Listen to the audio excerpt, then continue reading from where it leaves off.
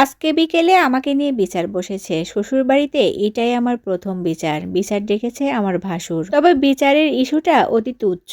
শাশুড়ি মা যখন আমাকে কচু কাটতে বললেন, আমি বললাম, দুঃখিত মা, আমি কখনোই কচু জাতীয় কিছুই কখনো কাটিনি, কারণ আমার হাত খুবই ধরে। কথাগুলো শুনে উনি দপ করে জ্বলে উঠলেন। সারা বাড়ি একদম মাথায় তুলে নিলেন, চেঁচামেচি শুরু করলেন, কপাল চাপড়াচ্ছিলেন আর বলতেছিলেন, হায় হায়, আমি কোন মেয়ে বিয়ে দিয়ে নিয়ে এসেছি, তোমারে দিয়ে কোনো কামই হইব না। আবার বাবার বাড়িতে মায়েরা অনেক কিছুই করে না, কিন্তু স্বামীর সংসারে গিয়ে সবই করতে হয়। এই শিক্ষা কি তোমার মা তোমারে দেয়নি? কেবল খাইয়া দাইয়া হাতের মতো বড় করছে, আবার মুখের উপর চটাং চটাং কইরা কথা বলো। নির্লজ্জ বেশরম তুমি। নেহাল আসুক এবার বাড়িতে, তোমারে বাদ দিয়া দিতে কমো। একটা অচল মাল, অচল মেশিন। এসব গুণ ছাড়া বেগুনের যেমন কোনো গুণ কাজ না জানলে মাইয়া মানুষেরও কোনো দাম নাই। তুমি একদম নির্লজ্জ বেশরম। কথাগুলো আমি বলা শেষ করাতেই আমার মা সবাইকে জিজ্ঞাসা করলো, আচ্ছা আপা, আমার মেয়ে এতক্ষণ যে কথাগুলো বললো, কথাগুলো কি সত্য নাকি মিথ্যা, আপনারা আমাকে বলেন। সবাই একে অপরের দিকে শুধু চাওয়াচাই করছিল, কেউ কোনো কথাই বলল না, সবাই নীরব ছিল। আমার মা বলল, আপনাদের নীরবতাতেই আমি বুঝতে পেরেছি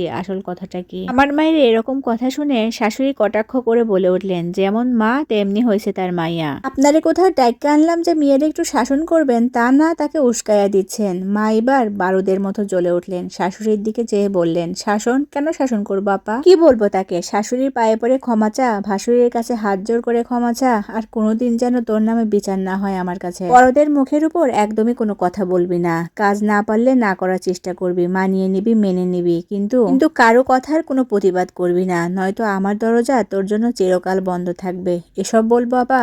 আমি তো এসব কখনোই বলবো না আমার মেয়েকে। আমার মেয়ের কথাগুলো শুনে তো মনে হচ্ছে ভুল আপনাদেরই, আমার মেয়ের না। আপনাদের কি ভুল হয়েছে সেগুলো বলার কোনো প্রয়োজনই আমি মনে করছি না, কারণ আপনারা চান বা না চান, আমি আর আমার মেয়েকে এখানে কখনোই রাখবো না। যদি কখনো আপনার ছেলে আর আপনাদের মনে হয় যে তাকে এই বাড়িতে আনা উচিত, তাহলে আপনারা গিয়ে নিয়ে আসবেন। কথাগুলো শোনার সঙ্গে সঙ্গে প্রত্যেকেই আমার মায়ের দিকে অগ্নিমূর্তি হয়ে শুধু চেয়ে রইল। মা সঙ্গে সঙ্গে আমাকে বললেন, এখনো দাঁড়িয়ে আসিস কেন, আমার সাথে চলে আয়। আমি রেডি হয়ে শাশুড়িকে সালাম দিতে গেলাম। উনি এক ঝটকায় পা সরিয়ে নিলেন, আর বাকি লোকেরা থমথমে মুখে আমার দিকে তাকিয়ে রইল।